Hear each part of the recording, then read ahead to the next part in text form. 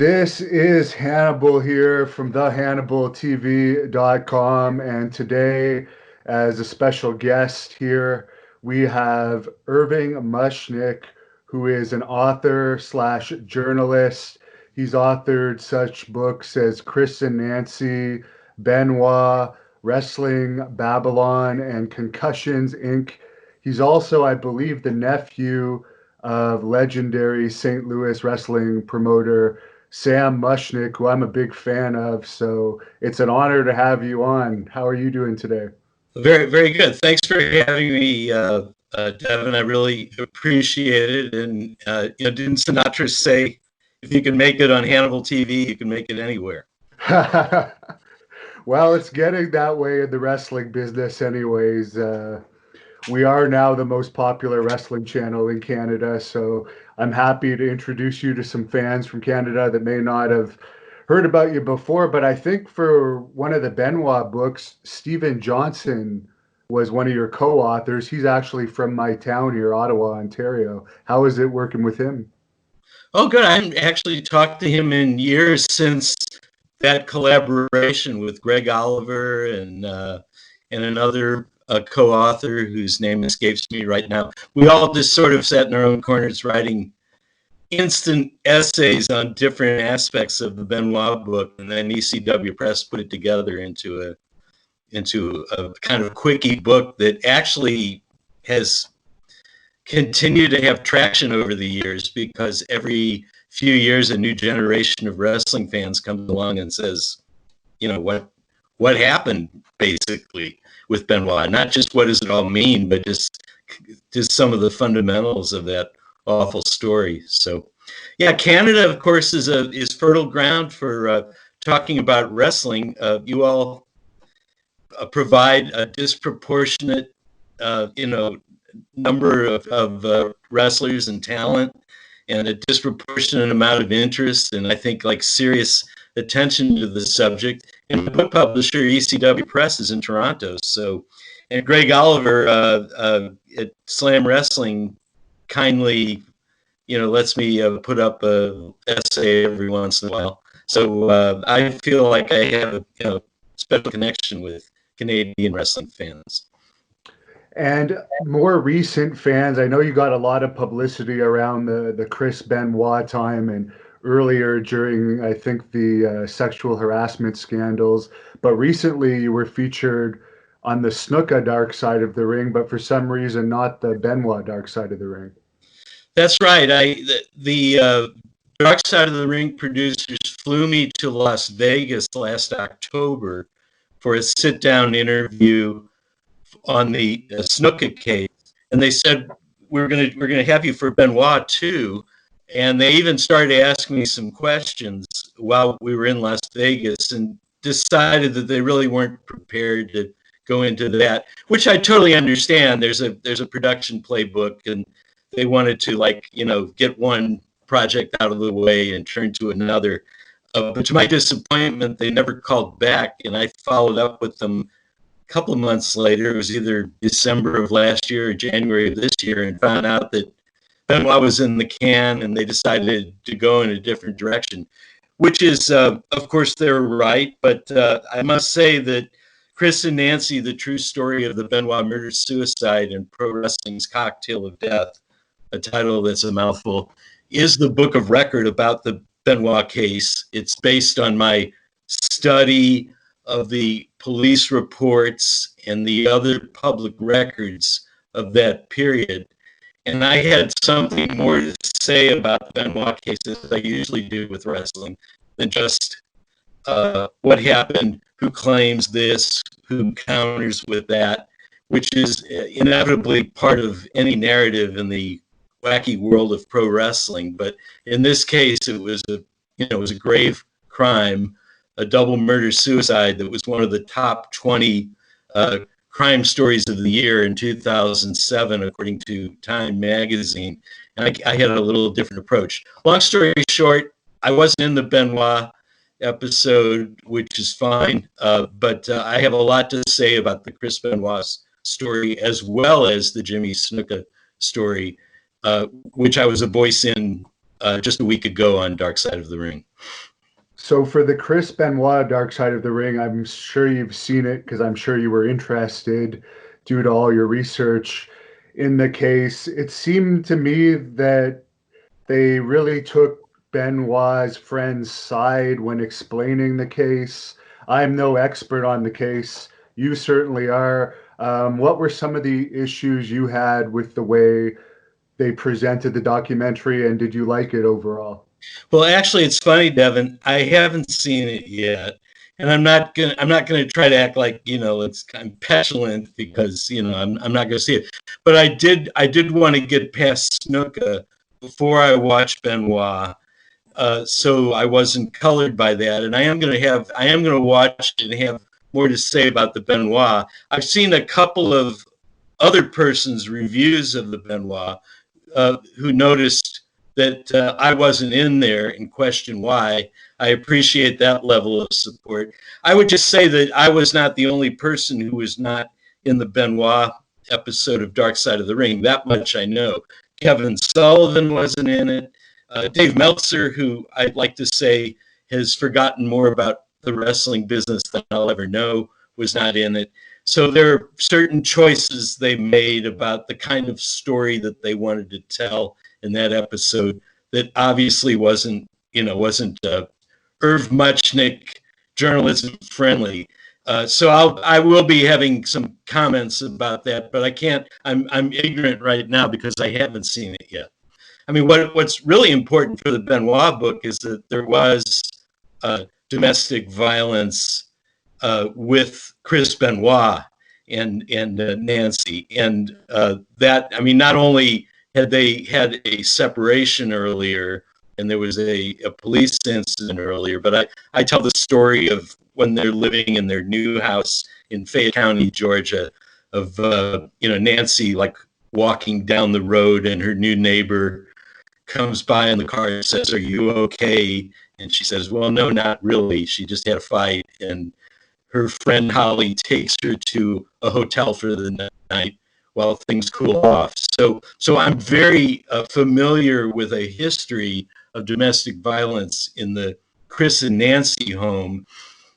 So, what are some of the main keys to the Chris and Nancy case that you feel are often overlooked when we see stories on the case up until this day?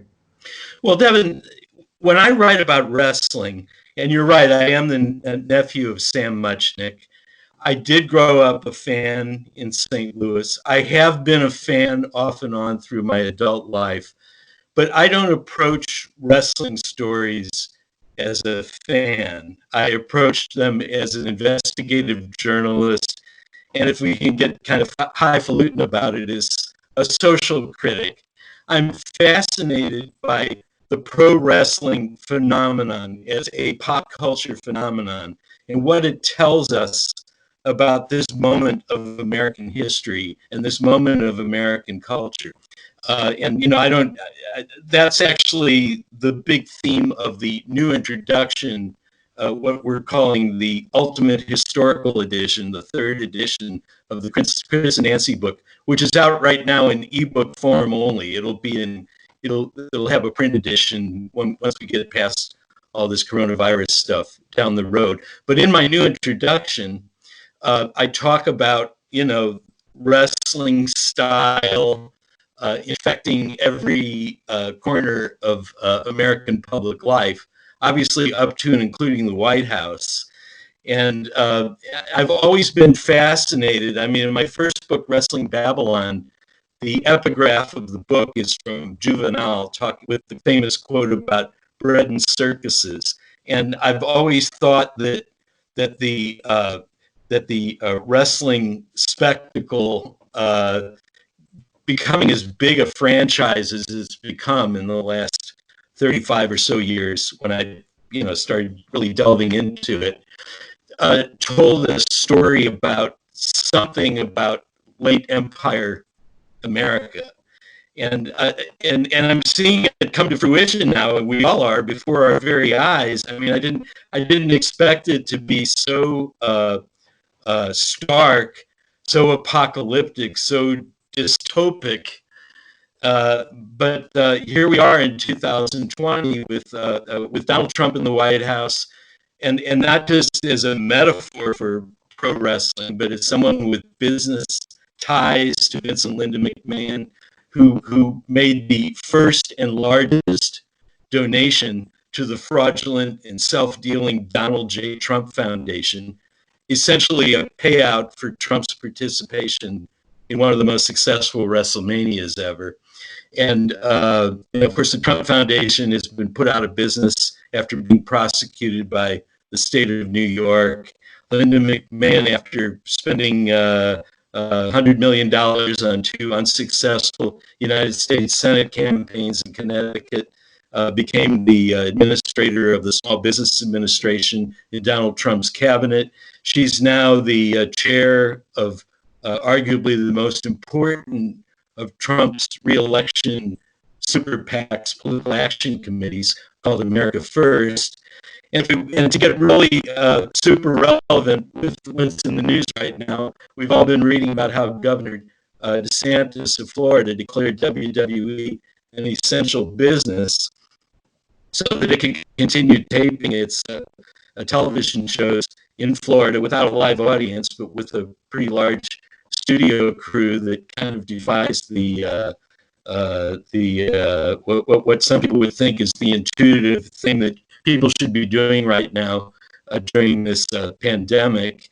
And in so doing, WWE is able to keep from defaulting on its multi-million dollar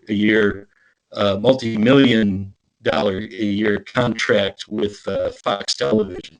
So I've rambled quite a bit, but I'll just say that when I approach a wrestling story, I try to look at try to have a wider angle lens. And in the Benoit story, I think the story is not just that one person went postal, and clearly Chris Benoit was a disturbed individual for whatever reason and committed a horrible crime that, really you can't point to any exact parallels anywhere in the sports world, in the entertainment world, or anywhere else. It's a heinous, horrible crime, and we don't know that it was drugs. We don't know if it was steroids. It was other drugs. It was traumatic brain injury. Chronic traumatic encephalopathy, or as I would like to say, all of the above. That's why I called it the cocktail of death. And once it's happened, what's being done to see that it doesn't happen again? So the backstory of my Chris and Nancy book, after laying out the facts as they were pretty clear as to what happened, yes, Chris did it. The butler didn't do it. Vince McMahon didn't do it.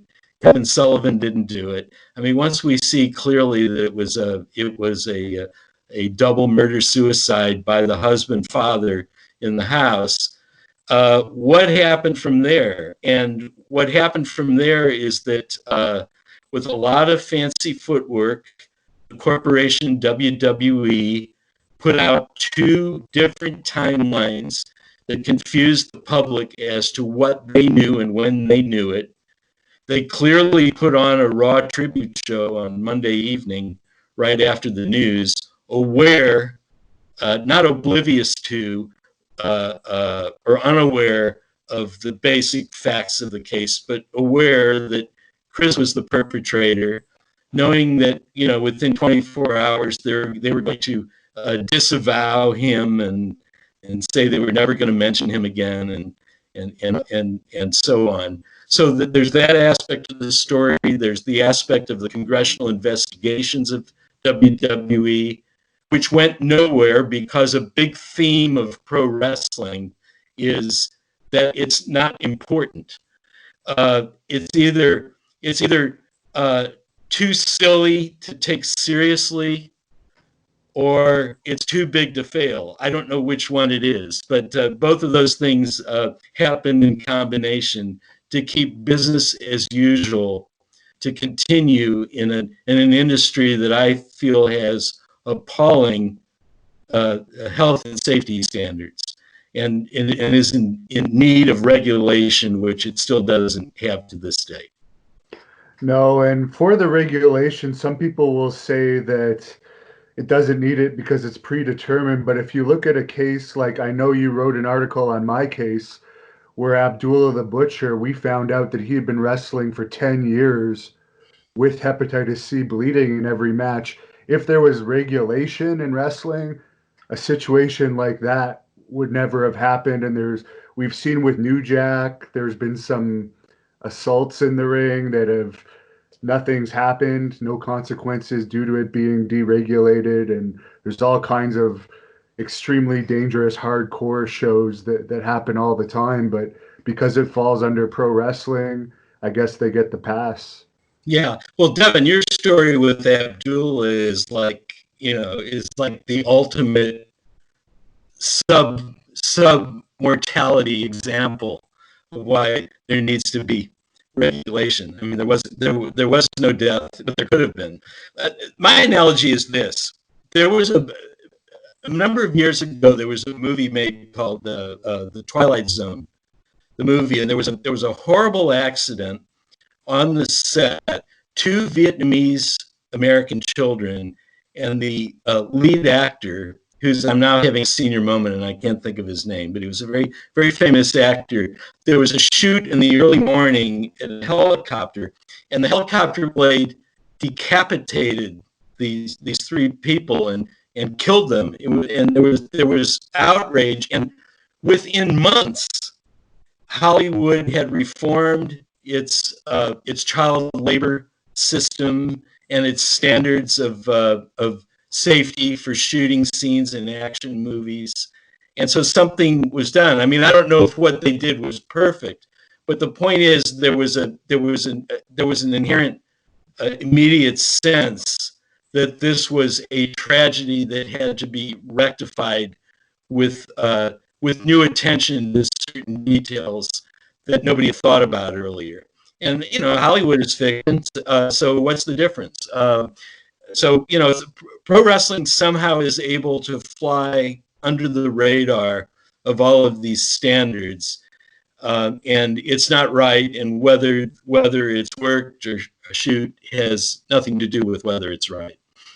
The Brawl for All was another good example of that. Any other combat sport where you're actually trying to knock out your opponent would have been under regulations, but they were able to slip through with the Brawl for All too, letting guys like Carl Willett, who only can see out of one eye, so you can't even defend certain punches. He was accepted into that, and he's told me himself he would never be able to fight in a boxing match or MMA fight if there was a commission available.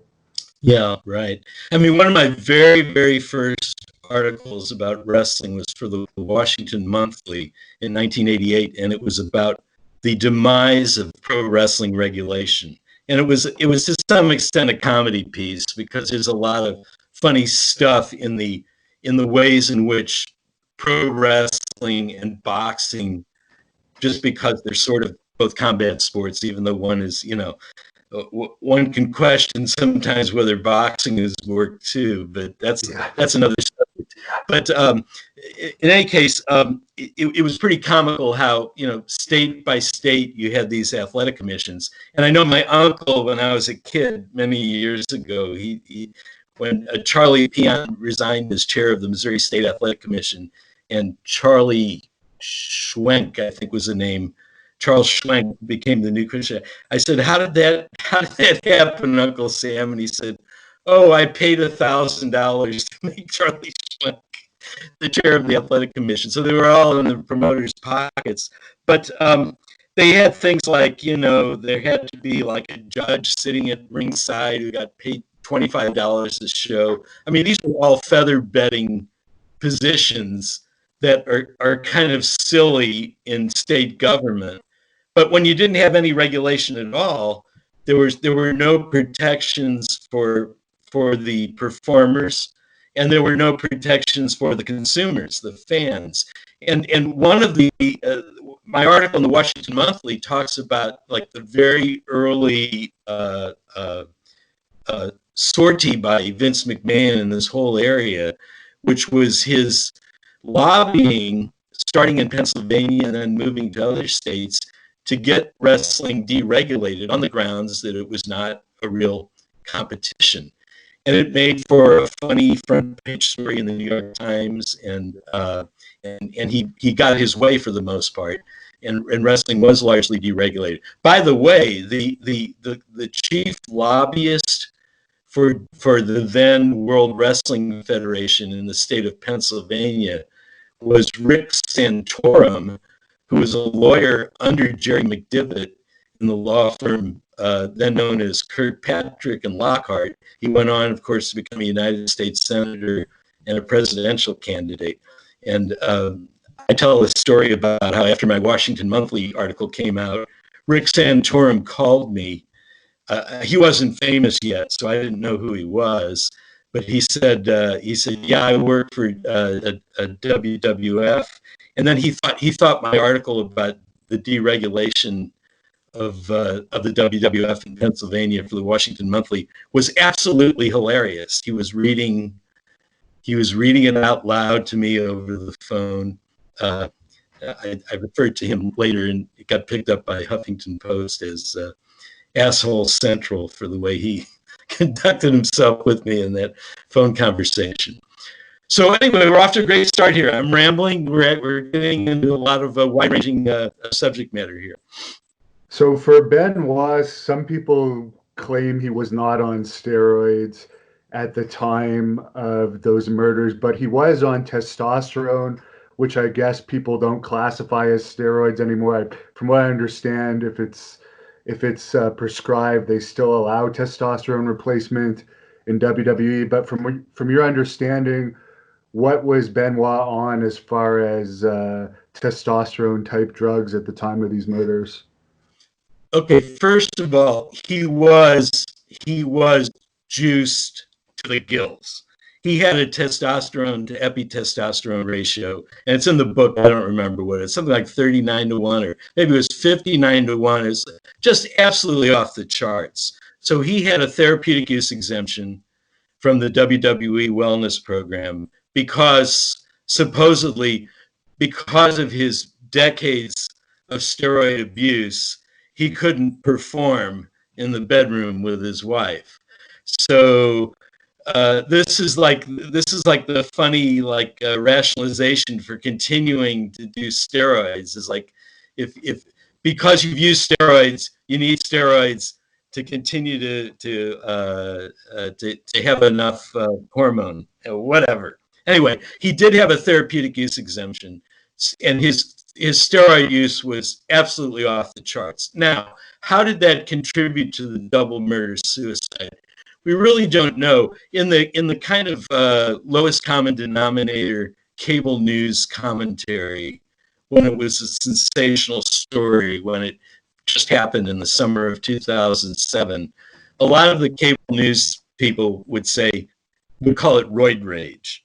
And the wrestling community understandably would say, that's not what roid rage is. I mean, roid rage isn't like killing 3 people. It's like a single explosion of anger, and I think they have a point there. But I would say that we don't know if the very first of the murders, the killing Nancy, was not roid rage either. I mean, that could have been, and then killing Daniel the son and then taking his own life could have been a more premeditated, calculated series of actions after there was roid rage. So anyway, I can understand that roid rage is if an explanation, is kind of a cheesy one, and it would only apply to the first of the 3 deaths. Now, having said that, steroids also can cause depression. So even if we're not talking about roid rage here, it's possible that it was a crime caused in part by his steroid use.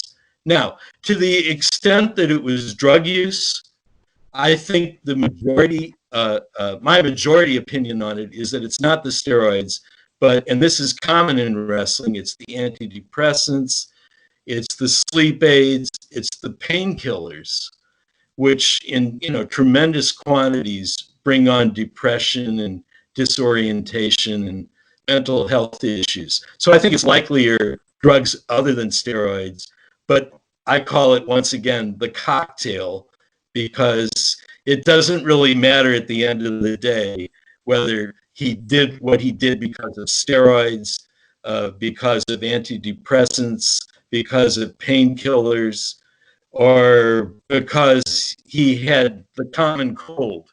They're all just as dead as they would have been otherwise. And then you add that other factor, which is a non pharmaceutical part of the cocktail of death, and that is traumatic brain injury.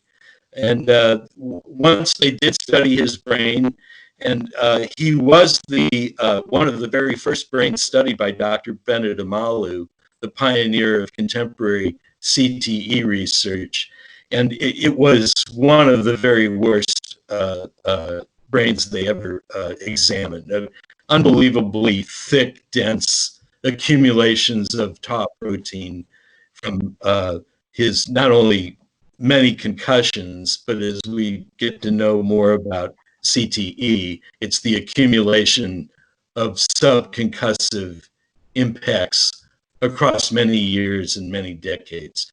So I think that unquestionably that was a factor, and somehow in some mixture, all of these things we were talking about contributed to those awful events in Georgia in June of 2007.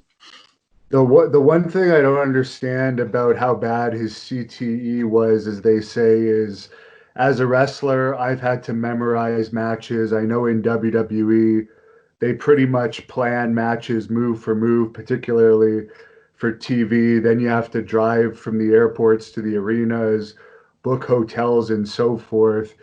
And the one thing I don't understand, if his brain was so bad, that he was wrestling pretty much right up to the point that he committed this. So I Well, always wondered. respectfully, I think that's kind of a red herring, because we don't know the exact patterns of symptoms and how they play out in each individual person. I mean, we also see through this period that he was writing the wackiest diary entries, and he had like super religiosity and some kind of he was paranoid. So whether he could function as a wrestler from day to day and still be a CTE victim, I think it's kind of unfair to pit one against the other in evaluating him. I mean, by analogy, I mean there are a lot of alcoholics who can function really well as writers or other job responsibilities, but that doesn't mean they're not alcoholics. And it doesn't mean that something terrible can happen at some point, even though the signposts of it are not crystal clear until they happen. Now, for the alcohol that was found around the house, yet supposedly the autopsy didn't show he had alcohol in his system, how do you explain that? Any theories? Not really. I mean, it's just there. I mean, I think my book says there was an empty bottle of Merlot right next to him. So uh, maybe, I'm not really well versed enough in forensic pathology to know like how much he would have had to have imbibed for it to have shown up in an autopsy within a certain period of hours. Maybe that factored into it. So I mean, I don't know whether he was a boozer too or not, but he certainly was an abuser of testosterone and pharmaceutical drugs that were overprescribed by Dr. Phil Aston, who wound up going to prison for his promiscuous scripts for not just Benoit, but a couple of other people who died. And for Nancy's death, I understand that she was actually tortured a little bit before she passed. Do you have any information on exactly how he killed her? No, just sticking closely to the text of the police report. She was bound up. There's no sign of of a struggle in a sense that Chris didn't seem to have any marks on him except for where he strangled himself. So that doesn't mean that there wasn't an altercation, though, or that he didn't, he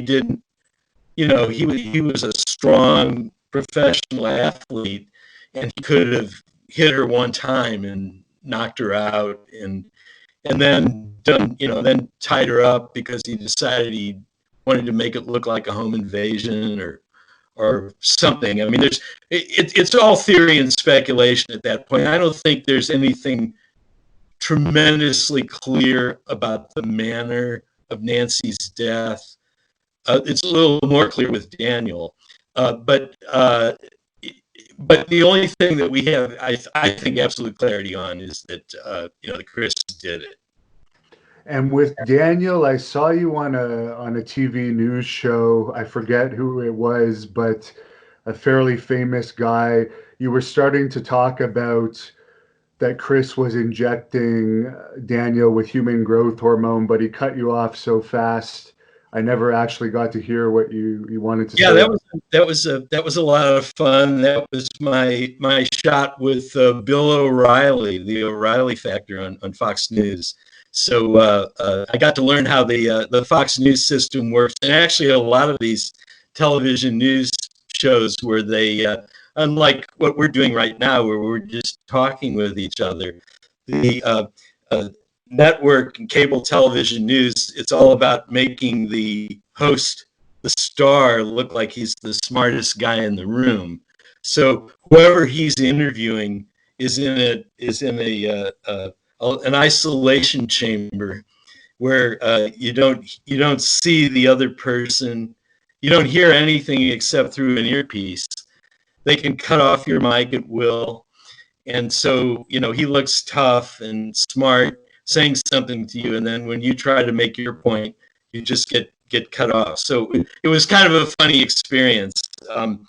But what happened with I think what O'Reilly was talking about in that period was that there was some question as to whether Daniel had some kind of condition. They were saying Fragile X, which is this very unusual condition that causes autism and slow development and so forth. My book goes into that, and it's not crystal clear whether the answer is true or false that he had Fragile X. But I will say this: Linda McMahon, once that rumor was in the air, went on Good Morning America and stated that it was basically a fact that Daniel was mentally retarded, and that's one of the factors in what happened, because WWE was doing anything they could to deflect from whatever role they might have had in this whole thing. And then a day or so later, Scott Ballard, who was the district attorney down there, walked back his claim that Daniel had Fragile X, and WWE said, okay, well, we accept it. So it probably wasn't the case. And everybody more or less dropped it. I'm in the camp that hasn't completely dropped it in this sense. Daniel was 7 years old and had just completed a pre-K program, which is a program usually for 4 verging on 5-year-olds whose parents can't decide whether, because they're on the border of the deadline for school enrollment, can't figure out whether at the end of that year their child is going to go into kindergarten or into first grade at a regular school after that. So kids in pre-K are 4.5 going on 5, or 5 going on 6, but I've never heard of a 7-year-old in pre-K. So I think something might have been going on there.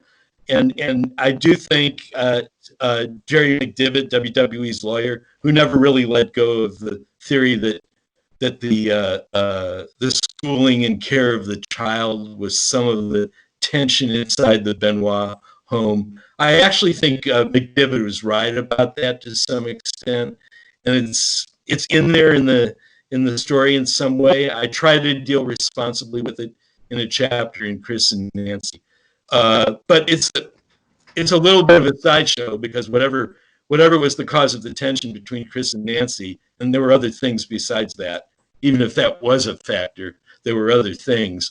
Whatever caused, you know, the conflict between Chris and Nancy, obviously in a normal home in a normal situation would not resolve in double murder suicide.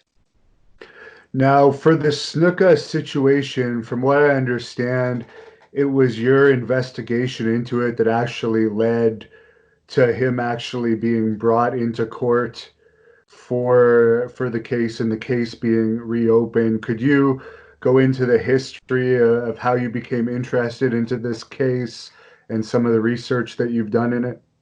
Yeah, sure. Uh, the what gripes me about Dark Side of the Ring is that at a very basic level, at least I believe, nobody can watch that thing and not come away concluding that Jimmy Snuka is responsible for Nancy Argentino's death. Period. End of paragraph. That's a good thing for a documentary that's largely pitched at a wrestling fan audience. At least they did that. It gripes me though, and some of it is vanity because much too much credit I feel went to the Allentown Morning Call and not enough to my work. So some of it is vanity, but some of it is more than vanity. It's substance because by accepting the Allentown Morning Call spin on what happened, I think Dark Side of the Ring missed what is the real takeaway in the year 2020, which is that Snuka got away with it, and he got away with it because of corruption in the criminal justice system in Lehigh County, Pennsylvania. And most of the players who let him off the hook in 1983 are still there, including the corrupt district attorney, James Martin, who was the assistant district attorney in 1983, a fact that the Allentown Morning Call in its celebrated 2013 so-called cold case package failed to share with their readers. All right, enough of that speech, and to go back to how I got involved in it. In 1992, the Village Voice, the alternative weekly in New York, assigned me to do a big cover story on the scandals in then WWF at the time. And those scandals were the Ring Boy sex abuse, some more on the Dr. George Zahorian steroid trial, which had happened the year earlier in Harrisburg, Pennsylvania, which isn't that far from Allentown. And they sent me to Allentown, and I did research on a number of things. But the biggest thing I was doing in Allentown wasn't even the central piece of the Village Voice story, but what we call in journalism a sidebar. I was going to do a side story about this town secret of Jimmy Snuka and his girlfriend and the death at the George Washington Motor Lodge in Whitehall, Pennsylvania, right outside Allentown in May of 1983, when Snuka was there with his girlfriend for the WWF television tapings, the syndicated television tapings, which they did there every 3 weeks. And this was at the height of his popularity. So the reason I wound up running into problems with my editors at the Village Voice, which is kind of the story of my career, which is why I'm this shotgun freelancer who now has a website and publishes books off what I investigate as often as I can, but don't have a platform of a major media, newspaper or magazine. I never was able to get the Village Voice to get off their duffs and publish my big story about WWE, but they had edited and were satisfied with this sidebar on Snuka, which isn't that long. It's over 1,000 words, but it's under 2,000 words. I obviously could have written a voluminously long article, but it was assigned as a sidebar, and so it's very succinct. And so I go to Allentown in 1992, and the first person I saw was the coroner, Wayne Snyder. He had been the deputy coroner in 1983. I walked into his office. I introduced myself. I said, I'm doing something about a wrestler. He immediately lit up. He said, oh, you're writing about that Superfly guy. Started waving his arms around. And he says, I've always wanted to get that guy. And he said, write this down. Here's what I'll say. Upon viewing the body and consulting with the forensic pathologist, I immediately suspected foul play and so notified the district attorney. Now, as far as I'm concerned, that's in my article that didn't get published by the Village Voice. I published it myself later in the 1990s at a website I had with compiling all of my magazine articles, published and unpublished. And then it became a chapter of my 2007 book, Wrestling Babylon. If you look at that, what the coroner said to me on the record, I immediately suspected foul play and so notified the district attorney. And it was because he had viewed the body and talked to the forensic pathologist. It is a roadmap to any investigation that was ever done subsequent to that. So I give all the credit to the two Allentown Morning Call reporters who in 2013, at the 30th anniversary, had the enterprise to go into the archives of the Federal District Court in Philadelphia, where they had the records of the Argentino family's civil lawsuit against Snuka, and they dug out some records that the cops were withholding for many, many years, and they published them, and they published a story off it. Good on them for that. But there was nothing fundamental about the story that was not known in 1983 by the Morning Call, and certainly was not known by them after 1992 when I was in Allentown. So I saw the coroner. I saw Detective Gerald Procannon of the Whitehall Township Police, who told me a ridiculous stream of lies. Ridiculous not just because they were lies, but because they were so easy to disprove within hours, within minutes.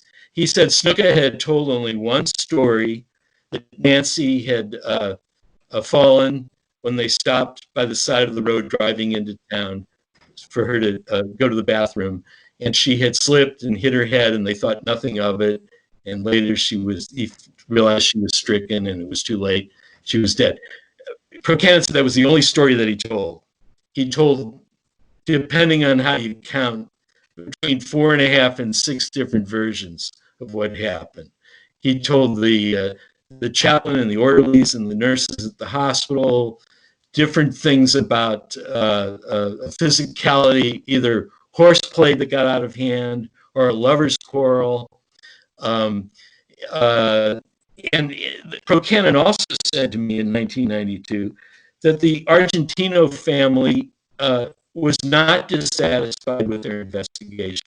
He never heard from them at all, except for a perfunctory communications over settling some expenses related to the funeral bill. And I then talked to the Argentino family and found out that that was a complete lie. In fact, the Argentino family had commissioned 2 different private investigations. I write about this in the original article, and I write about it in greater depth in the 2013 ebook that I did with Louise and Lorraine, Nancy's sister, which is called Justice Denied, the untold story of Nancy Argentino's death in Jimmy Superfly Snuka's motel room. Louise and Lorraine told me that about these private investigations. They sent me the documentation of it. But also they told me that in 1985, the family sued Snuka in federal district court in Philadelphia in a civil case for wrongful death. Snuka never showed up. The family won a $500,000 default judgment, of which Snuka never paid a dime. He claimed bankruptcy. He didn't pay his lawyers, who withdrew from the case. So for Detective Procannon to have told me what he told me, knowing that I would immediately disprove what he said, was extremely arrogant or stupid or something. I don't know. So that's another thing that happened in Allentown in 92. Yet another thing that happened in Allentown in 92 is that I met with a group of reporters and editors from the Allentown Morning Call. We met in a conference room. We were talking at one point about partnering up on the story with the Village Voice, maybe. They decided that they didn't want to do that. But the point is, I told them about my research, and I vividly remember that the reporter who did the first day's story for the Morning Call in 1983, a reporter named Tim Blanger, said that Detective Procanon, the day he was reporting it, had speculatively reenacted what the police thought was the prevailing theory of what happened, which was Jimmy grabbing Nancy by the shoulders and probably pushing her against the wall, maybe more forcefully than he intended. And she hit her head on the wall or on a blunt object. And that's what probably happened. And it aligns with the story that Louise, Nancy's sister, told me about a time in the family house in Brooklyn when Snuka was there, and she was alone in the room. She, Louise, was alone in the room with Snuka. And he did something fairly similar where he put his hand around her throat and forced her up against the wall and whispered to her, you know, I could choke you and no one would ever know, just to terrorize the hell out of her. And Louise said that she talked to other former partners of Snuka's and subsequent partners, and he had a thing about pushing women up against the wall. So again, the point of all what I'm saying here is that in 92, I didn't have all the details, didn't have all the I's dotted, all the T's crossed, but we certainly knew enough to know that there's this serious problem with the amount of circumstantial evidence that was gathered at the very time of the incident, and knowledge of Snuka's contradictory, kaleidoscopic accounts of what happened, enough to say, why wasn't this guy hauled before a jury of his peers and tried for third-degree murder and manslaughter?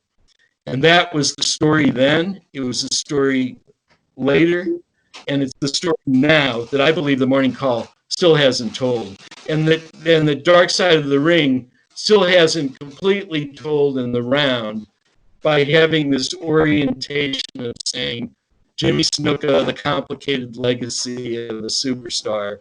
He entertained the masses by jumping off steel cages, and on the side he had this little problem. He probably murdered a 23-year-old woman.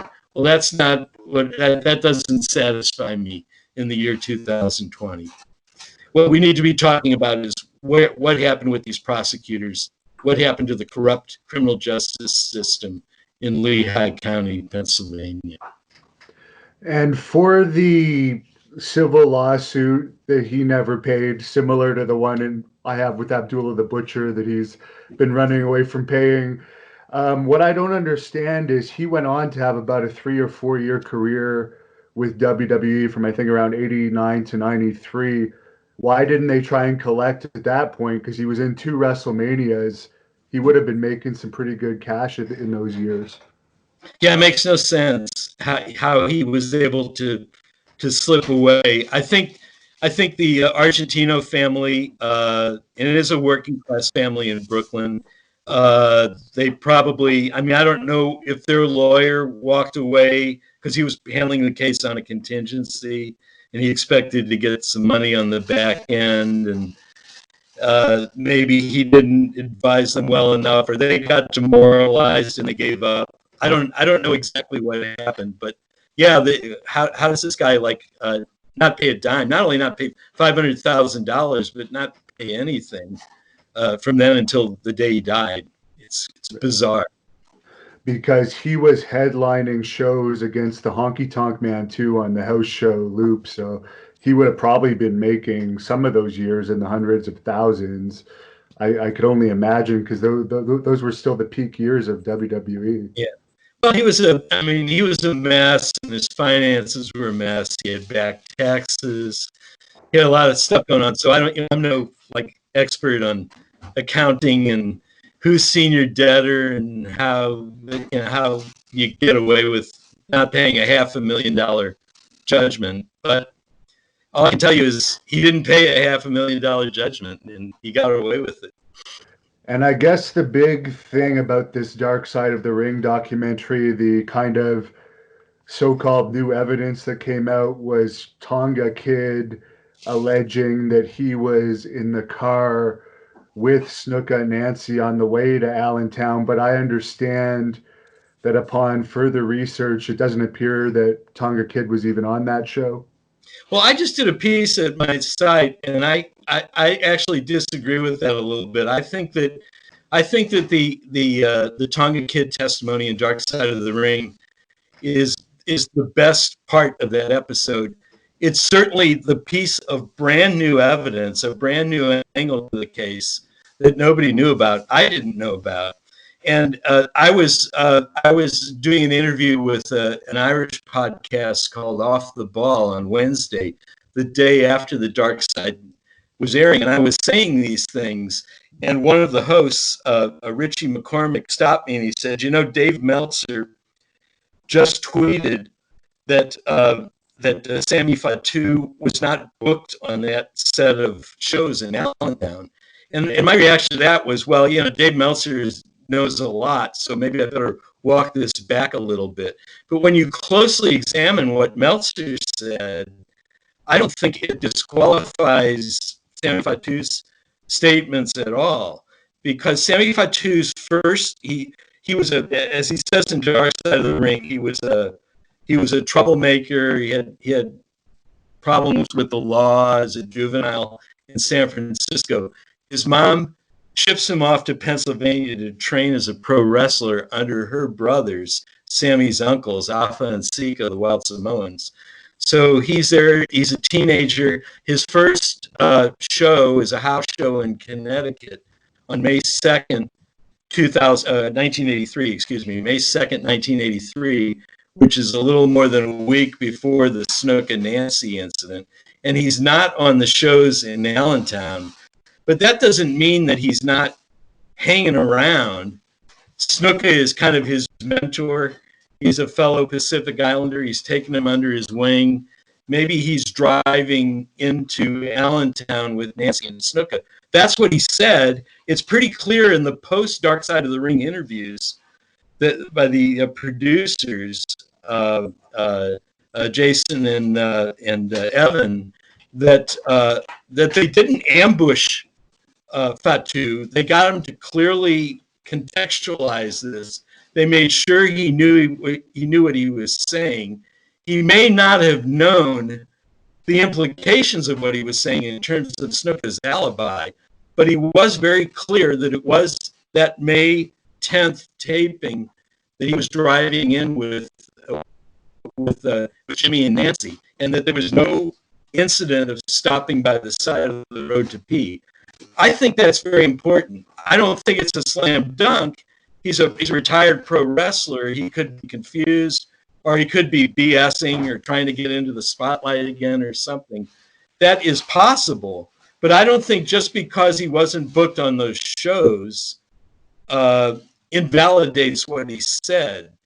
He clearly was part of the WWE troupe or family, or at least a hanger-on. He was starting to get prelim bookings. He was training. I don't see any reason to disbelieve that he was driving in the car with Nancy and Jimmy, if that's what he says. And if it's true, then wow, that's another nail in the coffin in terms of Snuka's ridiculous story. Now, on the Dark Side of the Ring, immediately after Sammy Fatu, they have on the retired police chief of Whitehall Township, Frederick Conjure, who makes a complete idiot out of himself, first of all, because he says, well, just because Snuka told a bunch of different stories, it doesn't mean that we can do anything about it. I mean, it's kind of criminology 101 that when you have a circumstantial case with compelling evidence, the fact that the only suspect can't keep a story straight has got to make you go more aggressively toward finding things out, not just dropping it. So he comes off like a fool, Chief Conjure. But significantly, and it turns out that in real time, the interview with Conjure was immediately after the interview with Fatu. The Dark Side of the Ring interviewers asked him about a story of a third person in the car with Jimmy and Nancy. And Conjure says, yeah, I might have heard something about that, which is like another, like, why wasn't it in the reports at the time? The conduct of the police is just unconscionably incompetent at best, but I think much more than that, corrupt. Because even if you accept Snuka's story, why didn't they drive him around to find the exact location where this supposedly happened? They never did that.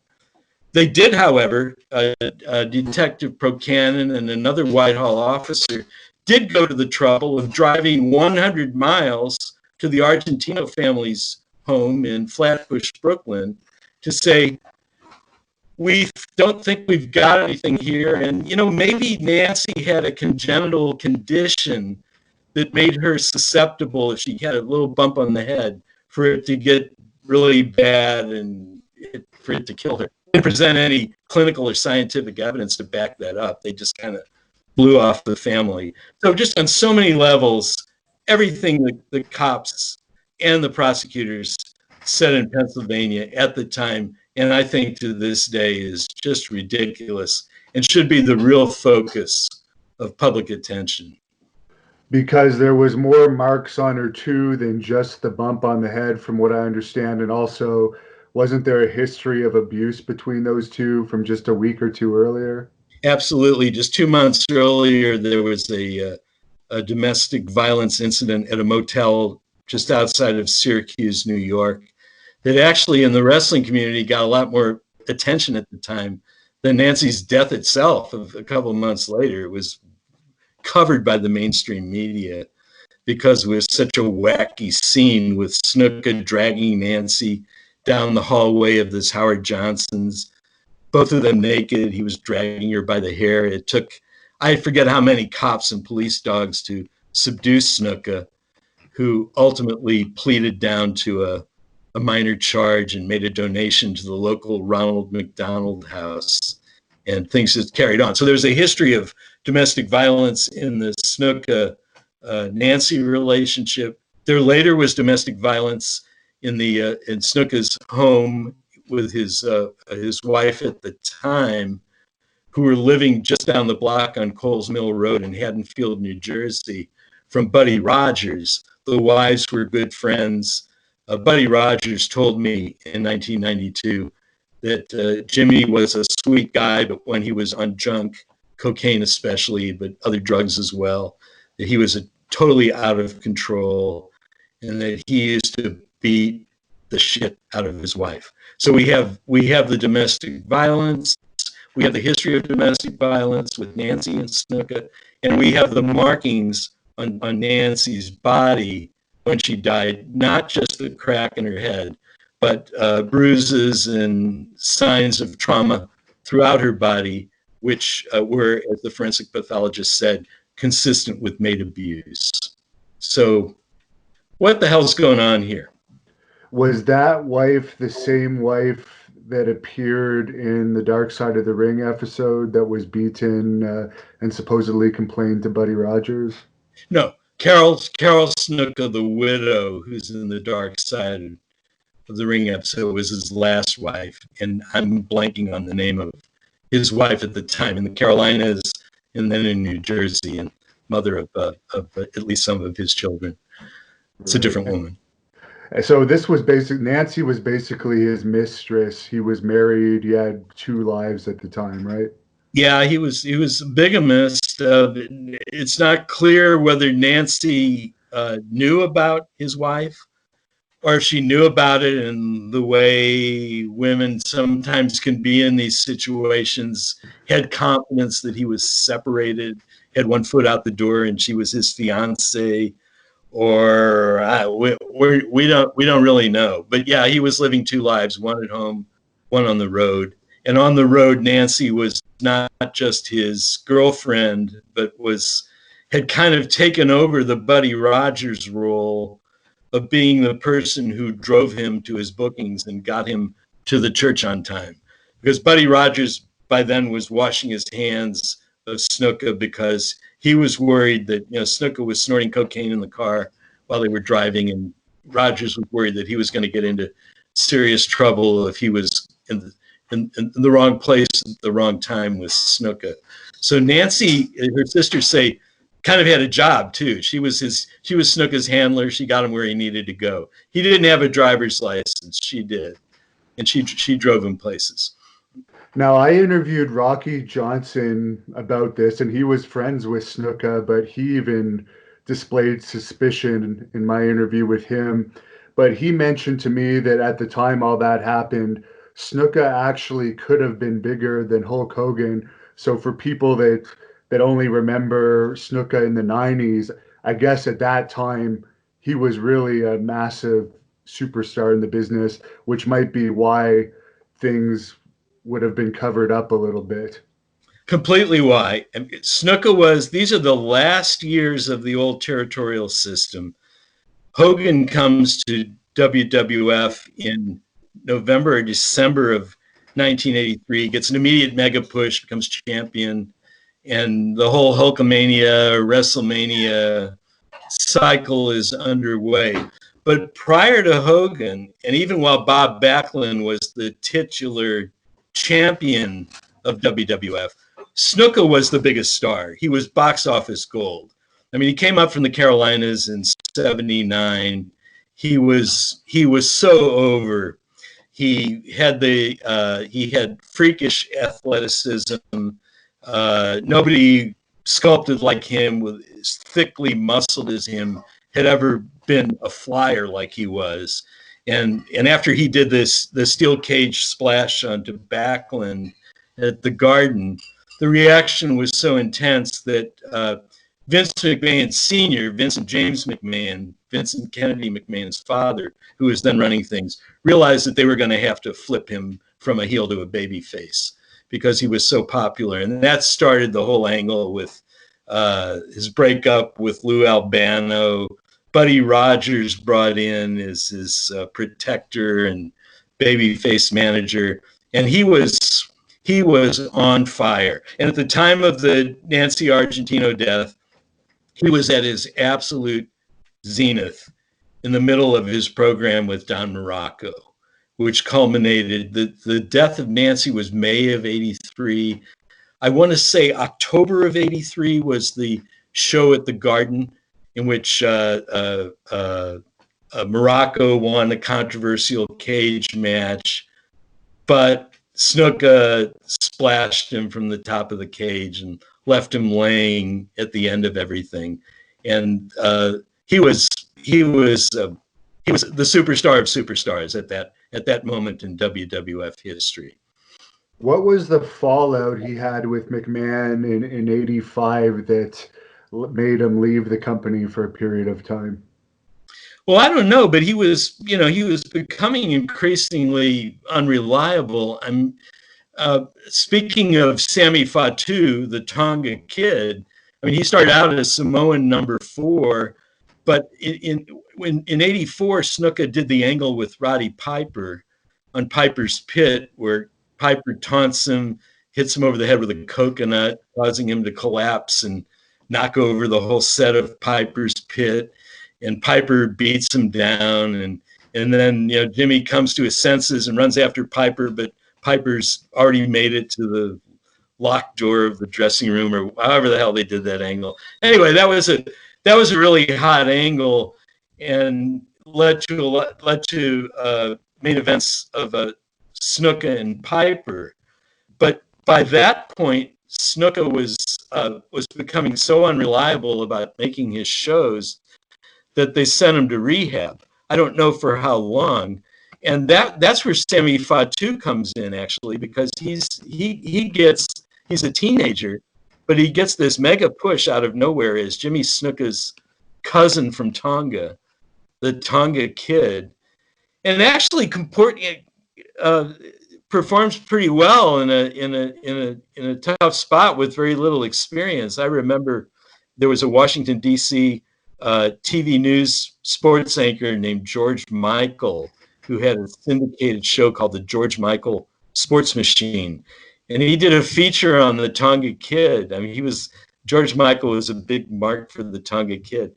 Anyway, the point is, Sammy Fatu, the Tonga Kid, was like the Jimmy Snuka surrogate, Superfly 2.0 for that feud, while Jimmy was in rehab and indisposed. So that's one of the things that happened to Snuka in terms of his relationship with WWF, his unreliability.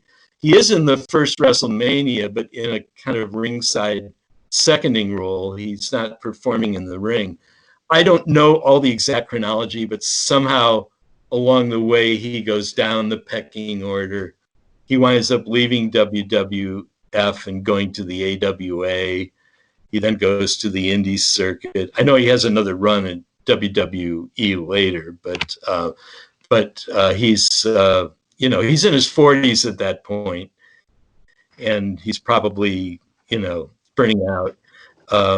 But that, yeah, exactly what caused the split with WWF the first time. I don't really know, but he was losing his edge. And one thing that wasn't covered really in the Dark Side of the Ring, but Tony Atlas mentioned it in an interview with me, as well as his book, is that I guess Johnny Rodz was allegedly the drug dealer to a lot of the guys in those days. His girlfriend at the time was friends with Nancy. That girlfriend, I guess, was considered a bit of a groupie. She ended up marrying Tony Atlas, but Tony has alleged that at one point the two women were in the room together, and that girl could have been a witness. I know Dark Side of the Ring said they tried to find that girl but couldn't. We don't know if she's still alive or not. But have you done any investigation into that part of it at all? Yeah, like Dark Side of the Ring, I've tried but did not succeed in reaching this woman, and actually others too, like a subsequent a partner of his in the Pacific Northwest, sort of cryptically communicated with the sisters later and said Jimmy told her what had happened. Not anything I could corroborate, and not anything that I published, but yeah, that does seem to be in the ozone somewhere. Now, the Johnny Rod's fiance, I don't know if they got married. The Johnny Rod's girlfriend was like an old friend of Nancy Argentino's from Brooklyn, and was the reason she got backstage at Madison Square Garden and started meeting wrestlers in the early 80s. She actually dated Hulk Hogan for a while before she dated Jimmy Snuka, which is something that not a lot of people know. And I think Hulk was a perfect gentleman in contrast to Snuka. One thing that I really regret about all this stuff that I've written, starting in 1992, was like my first headline over the story was Superfly Snuka and the Death of a Groupie. And no matter how good or bad Nancy Argentino's judgment was and her choices in men, no one deserves to die for it. And I really wish I hadn't used that word groupie, which is kind of a loaded word that re-victimizes victims. So anyway, she was a good friend of Johnny Rod's girlfriend. That's how she got into meeting wrestlers. And yes, I've heard the Tony Atlas story too. I don't know if it's true or not, but if you held a gun to my head, I'd say it probably is true, but I can't write it because I can't prove it. And in those days, yeah, we don't want to call them groupies, but there was a group of girls in all the territories that, as I've found out in all the interviews I've done, they would actually rotate around with all the wrestlers, and maybe sometime a wrestler would develop a particular affection and they'd be with them for a while, but it seemed like it wasn't uncommon for some of those girls to be with multiple wrestlers. So that makes sense to me, I guess. Yeah, it happens. And it's not unique to wrestling, too. Obviously, the other walks of entertainment were performers who were celebrities or minor celebrities, semi-celebrities. There are women and men who attach themselves to them, and to some extent, low-paid performers on the road who are trying to get energized to give their all for their fans day after day after day, come to think of that sort of attention as a perk of their job. So, do you think if there was a cover up, it had more to do with a payoff being made because the company wanted to protect Snuka, or was it a case that WWE was coming to Allentown every 3 weeks? It was good for the economy, that the town kind of just wanted to protect themselves a little bit and not stir up any trouble that would possibly prevent WWE from doing these regular shows there. So you've said two different things: a bribe or a general influence, independence. I'm in the camp 100% the second one. The WWE was the circus that came to town every few weeks. They hired off-duty cops for their security. Everybody, all the wrestlers hung out at certain spots that did big business. There was revenue and tax receipts from tickets from their shows, and they were a big deal in that corner of Pennsylvania. And it's the reason that I discount the story that first got currency in Snuka's autobiography in 2012, where he vaguely hints at Vince McMahon walking into the climactic meeting with the district attorney carrying a briefcase. And so wrestling fans, being the way they are, immediately extrapolated from that the briefcase was full of cash, and that the cash was a bribe that got distributed to the decision makers, and that's how Snuka got off. Look, that may be what happened, but why would Snuka say that? I mean, his book was ghostwritten. I don't think he wrote a book or maybe even knew what his book said. If you look at Snuka's interviews supporting the book, late 2012 and 2013, you see that he's totally at the mercy of his handlers. When he's asked a question, he sort of answers it how they feed him. So I don't really think, he may not even have known what was in his own book. But to the extent that he did, it may be guilty conscience. It's like every criminal at some level wants to confess, and maybe he was doing that. I think it's likelier that his ghostwriters inserted that in what Alfred Hitchcock used to call a MacGuffin. It's a kind of a nonsensical, non sequitur, irrelevant plot twist that just kind of throws everybody off for a while. And it had the added value of being sensational and gossip friendly, and may have helped the commerce and the sales of Snuka's book when this anecdote got around. That's my theory, but I'm not sticking to it come hell or high water. I just don't think that Vince McMahon had to bribe anybody in Lehigh County, Pennsylvania. I think he was a big deal. And I think that the more I've learned about the way things work in Lehigh County, the more I know that this is like very much in line with the cronyism and corruption of how things happen there. I'm so interested in getting James Martin, the district attorney of Lehigh County, name checked today, because while he's still in office, 30 plus years later, he was the assistant district attorney in '83. While he's still there, he is right now harassing a citizen journalist named Bill Villa, whose daughter Sheena was killed by a drunk driver about 13 or 14 years ago, and has written critically about how Martin didn't prosecute that drunk driver for vehicular homicide as aggressively as Villa believes he should have. And the perpetrator was a well-connected punk son of a prominent lawyer in Allentown.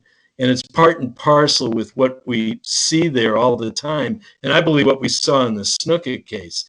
And right now, District Attorney Martin has sued Bill Villa for defamation in an outrageous, what's called a SLAP suit, a strategic lawsuit against public participation, where he's trying to chill the First Amendment rights of a critic of a public official.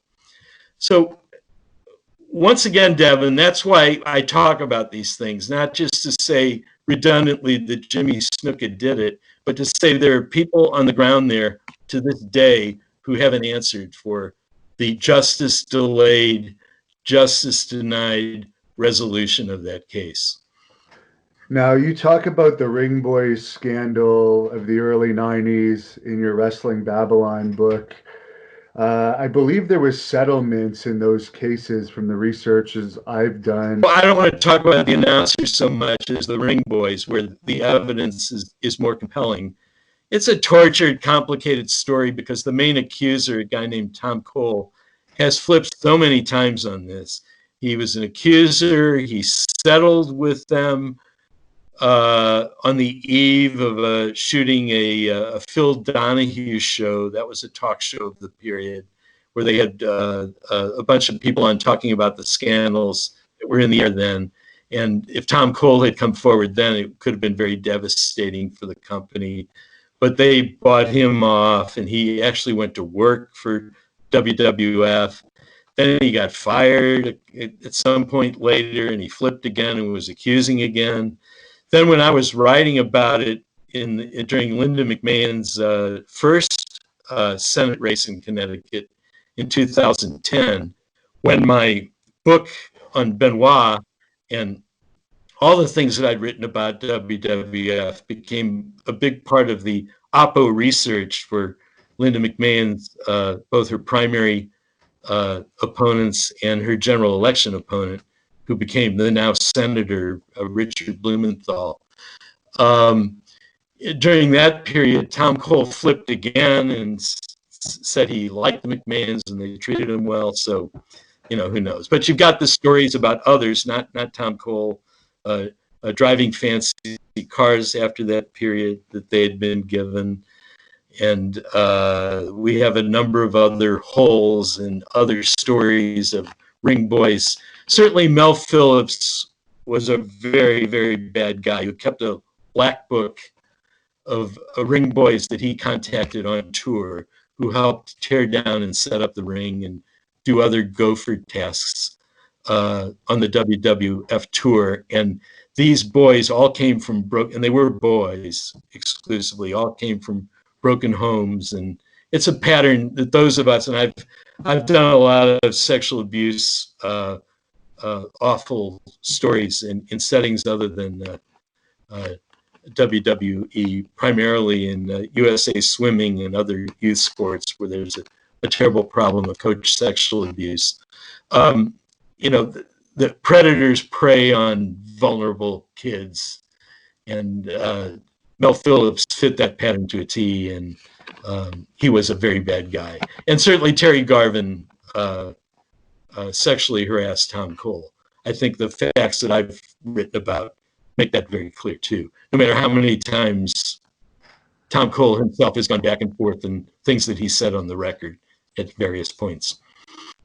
Now, Bruno Sammartino was very publicly against WWE during that time, right up until just before they inducted him in the Hall of Fame. Did you ever find out how much they ended up paying Bruno to kind of get him back on their side?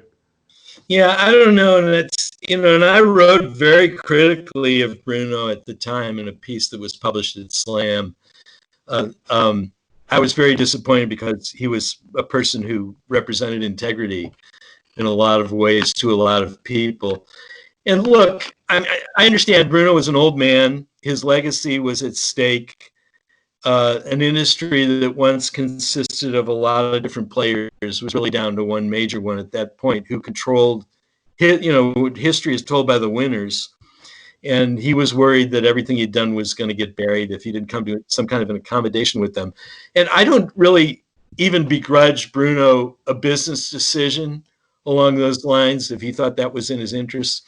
What I couldn't take was Bruno getting on interviews after he was back in the fold with WWE, saying he had carefully vetted the wellness policy, and he had great faith in Dr. Joe Maroon, the medical director of WWE, who had done neurological surgery on Bruno late in his life that was very beneficial to him. I mean, nobody's saying Joe Maroon isn't a good neurosurgeon, but unfortunately, Bruno, what he was saying wasn't true. The wellness policy is a joke. He would never have been saying those kinds of things if he wasn't, back inside the tent again. And it's just very unfortunate. I said what I had to say about Bruno, and we'll leave it at that. He's gone. God rest his soul. He was a great figure in wrestling history. So the way the wellness policy works now, from what I understand, I guess, as we mentioned before, if someone has a prescription for testosterone, they can take it. I don't know if human growth hormone is tested for or not. And I guess the part-time wrestlers can have different contracts that might allow exceptions to the policy, from what I understand. I haven't studied the wellness policy in a number of years since I was doing the Benoit book. And look, I will acknowledge that the WWE wellness policy is a vast improvement from the nothing that existed prior to the wellness policy. To the extent it deters the worst abuses and may even have saved some lives, credit to them. The point I would make is not just the therapeutic use exemption loophole and other loopholes that they probably, I know they had when I was studying it, may still have to some extent. But I think the basic thing that your viewers need to understand is that it is not transparent. The same company that has the wellness policy has a lab that does contracts and do tests for them, but the lab is not empowered to make decisions about the output of their tests. The decisions are all made by Vince McMahon and Vince McMahon only. And so we know that a wrestler at a certain position in the pecking order is going to be treated in a way that enhancement talent is not treated, or somebody in the middle is not treated. And look, Major League Baseball, the NFL, they don't have perfectly transparent and great drug programs either. They have problems, but they've moved a lot farther in the direction of true transparency and accountability than WWE has. WWE has moved part of the way there. I'll give them that. It's safe to say that when they bring The Rock back, he's not undergoing the same test as someone like me if I got signed. Yeah, that's that. I actually used that example in my introduction to the Ultimate Historical Edition of Chris and Nancy. I said, when The Rock parachuted in for looking the way he does in his 40s, I think we can be fairly confident he wasn't asked to pee into a cup. Another example I use, and I hate to go the innuendo route, but John Cena lost time to a torn pec, and pectorals and tricep tears. I mean, there's a whole family of orthopedic injuries that were not in the sports medicine literature prior to the steroid era. So it's like there's using steroids. There's abusing steroids. There's abusing it so badly that you even can't avoid the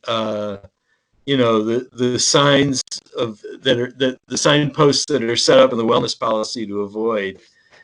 And I'm not ready to say that everybody who has never been suspended for a violation of the wellness policy has never abused steroids. And it would be way too naive to say that, and it would not reflect the world that we know we live in. And you have your Concussions Inc. website. What was your thoughts on the whole WWE concussions lawsuit that I believe is no longer active? Well, I didn't think much of the lawsuit, and I didn't think much of the lawyer. And I said this at the time. This is not 2020 stuff, because that lawyer was flattering me, was trying to act like we were tag team partners, and wanted me to get involved in publicizing his lawsuits. And I thought the legal work and the fact patterns that he had were kind of shoddy after the fact. And I was not a supporter of that tort regimen that particular lawyer was promoting and advancing. But I do think that the activity, the sport, is intrinsically full of pitfalls in the area of traumatic brain injury, and needs to be looked at closely by government regulators. And it's not. And there's a tremendous. The problem with it isn't just the wrestlers and their families, but it's as in the world of football, where the problem is worse because there's so many more people and it's so widespread. It's, to me, a public health issue. Um, it's not about just the handful of people at the very top who have made a professional decision that they want to be part of Bread and Circus America's gladiator class, take tremendous risks, get tremendous fame and fortune, and possibly shorten their lives or dramatically, harm their quality of life. For a professional adult, that's okay at a certain level. It's not the choice that I would make, but people do make choices. The problem is the social pressure of non-consenting non-adults who aren't fully informed, who get into these things because they have dreams of glory, and a very tiny percentage of people make it to the top of these professions. And again, to segue from wrestling to football, we have like millions of kids as young as age 5 participating at the Pop Warner and junior football levels of this sport, who are unaware, are incapable of deciding for themselves whether to do this. And we have a tremendous strain on our healthcare system, and we have not only brain injuries, but orthopedic injuries and internal organ injuries, and a huge public health tab just for the entertainment and divertissement of the masses. And I think it's messed up. Also, now that MMA is becoming more popular, and it's actually more popular with kids now than wrestling, from what I understand, they're allowing kids to like do MMA sparring at a younger age. And I think that could add up with concussions as well if you're taking those kind of blows from like grade school on. Yeah, totally sick stuff. I think it's awful. I mean, the good news is it's happening from my standpoint. The good news is that parents are starting to vote with their feet in high school programs and little league, football programs, and the enrollments, the numbers are going down much too slowly from my perspective, but the trends are at least are good there. The problem is, I think we're going to reach a point, and we're getting there pretty fast, where we have a gladiator class. We have people, African American men and other people in tough economic straits who see this as their only path to prosperity and success in our society. And here we are. It's bread and circus time. And last thing for the concussion lawsuit, are you surprised that the first guy from that lawsuit WWE hired back was Sylvain Grenier, who is a close friend of Pat Patterson, but probably one of the lowest guys um, in that lawsuit of all the guys that were involved, guys like Road Warrior Animal and Demolition. That's rich. I hadn't analyzed the roster of plaintiffs with your care and diligence, but that's pretty funny. I mean, you could, in this area as in many others, I mean, you could draw like a Venn diagram or charts of how different people, irrespective of their actual talent, manage to worm their way into the system at higher levels than we would think, but for their connections to particular, high figures in the organization. That's the politics of sports and the politics of show business, which I know, Devin, did you very wrong, particularly in your own career. But I'm sorry to be so philosophical about it, but that seems to be the way it goes. Yeah, pretty funny story, the example you gave. I'm better off doing this for a living anyways. It's a lot easier on the brain, as you mentioned. Yeah, here. And doing a So great where, job, as I must say, this is a really good conversation. so where can people follow you? I'm going to put your book links in the description of these videos, but if people want to follow you on social media, where can they look you up? Yeah, so my website is concussioninc.net, concussioninc.net. I am at Irv Much, IRVMUCH, on Twitter, which is, at my advanced age, about the only social media platform that I can really handle. I have a Facebook account too, but I don't do anything with it. It just reruns my Twitter timeline. And of my books, which I'm very proud. I want your viewers to know about the new edition, the Ultimate Historical Edition of Chris and Nancy, the story of the Benoit murder-suicide, and that's available in ebook form only at this point on Kindle, Amazon Kindle, and other ebook platforms. But the print version of the new edition will be out at some point in the future. And if you go to my website and you want an autographed copy of the classic edition, you can order that directly from me. I have my first book, Wrestling Babylon, which includes the Jimmy Snuka chapter. And because of its relevance now, there's a lot of new attention to my self-published ebook with the Argentino sisters in 2013 called Justice Denied, which expands on my 2007 book chapter about Snuka, has a lot of primary source documents, photos of Nancy and Snuka, and other goodies. So people should consider checking that out as well. Are there any stories about Sam Muschnick in any of those books? Well, there's the first chapter of Wrestling Babylon is about being Sam Muschnick's nephew and what it was like to. I start out the book talking about how, where were you? I know you're too young for this, but what were you doing on November 22nd, 1963, hours after President John F. Kennedy was assassinated? Well, I was 9 years old. I'll tell you what I was doing. I was at Kiel Auditorium watching Lou Thez defend the NWA title against Fritz von Erich, because my uncle decided that it was too late to cancel the show. All the guys had already flown in. He went ahead and held it. He had Monsignor Louis Meyer, the director of the youth department of the Archdiocese of St. Louis, deliver a eulogy to President Kennedy. They played the national anthem, and then it was on with the show. It was about a 2/3 filled Kiel Auditorium.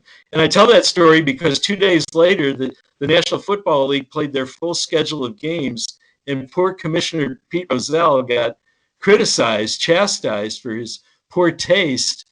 But in St. Louis, Sam Muschnick owned the town, and everybody thought it was the classiest thing they'd ever seen, that he had Monsignor Meyer do a prayer before the wrestling show, hours after the president had been assassinated.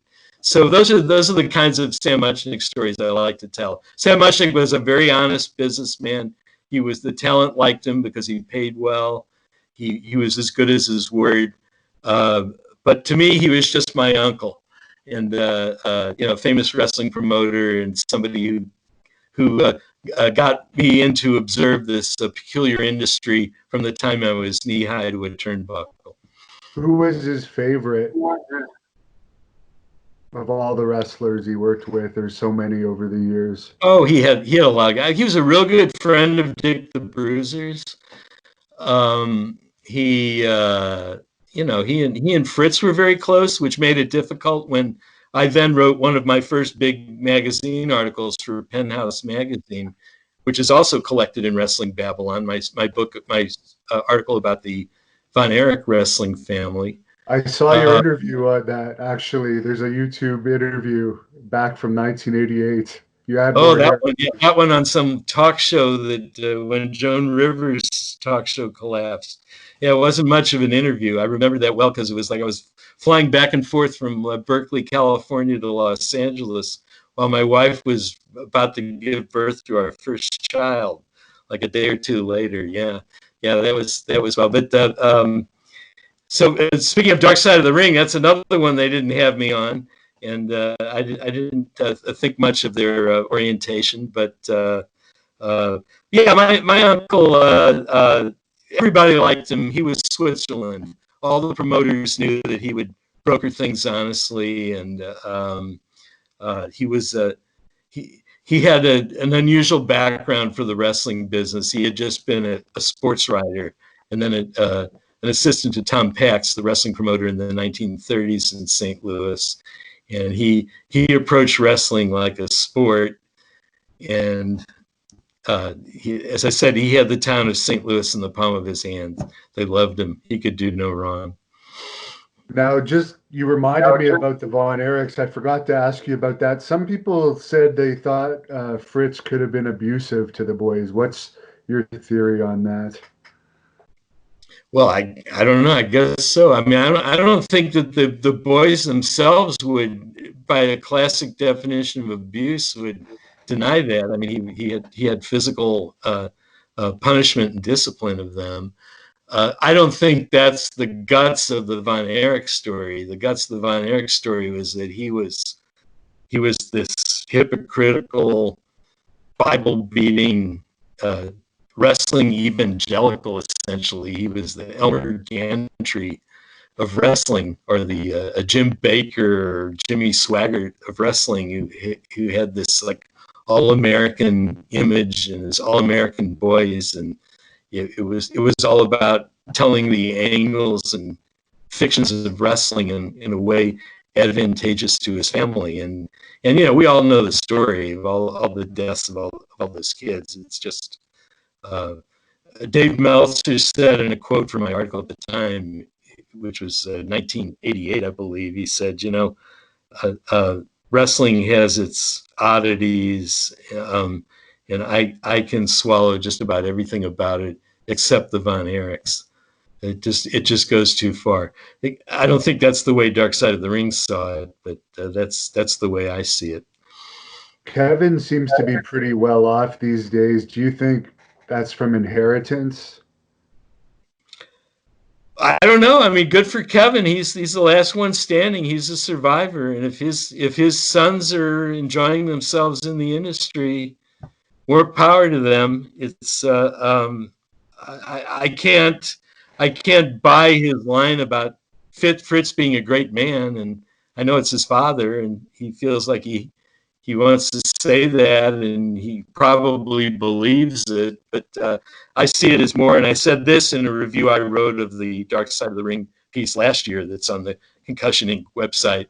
I think it's sort of like The Great Santini, if you've ever seen that movie with Robert Duvall. It's the military, a self-delusional figure who kind of terrorizes everyone in the family to buy his hype and his narrative and his glory. And it's kind of, if you take a step back from it, it's really not true.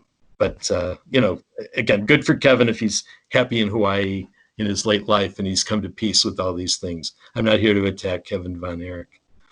Well, thanks a lot for being so generous with your time. I've read a lot of your articles over the years, so it's a pleasure to hear some of these stories firsthand. Is there anything you'd like to say to close this up? No, just that it was awesome, Devin. I really appreciate it, and I hope your viewers enjoy our chat. Thank you for watching the Hannibal TV. Please like this video if you enjoyed it and click the subscribe button to not miss any of our latest shoot interviews, match videos, or news updates. Support us on patreon.com for $1.99 a month to watch our full shoot interviews ad-free and help our channel grow. Follow us on Twitter at the Hannibal TV for instant updates.